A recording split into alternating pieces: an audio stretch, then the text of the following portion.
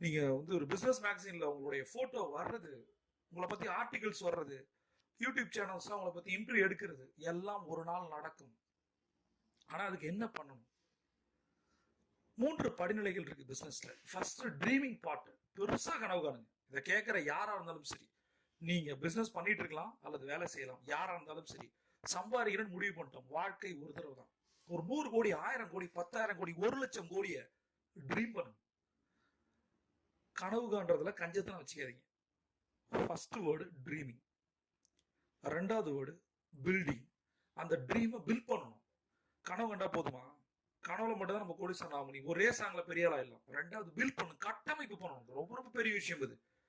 கட்டமைச்சாச்சு, சரி, அவர் பிசினஸ் பண்ணியாச்சு, ஆனா அதை நிலைநிறுத்தணும். மூணாவது விஷயம் ட்ரீமிங், பில்டிங், பொசிஷனிங். இந்த 3 வார்த்தை ரொம்ப ரொம்ப முக்கியம். Dreaming, building, positioning. உங்களுடைய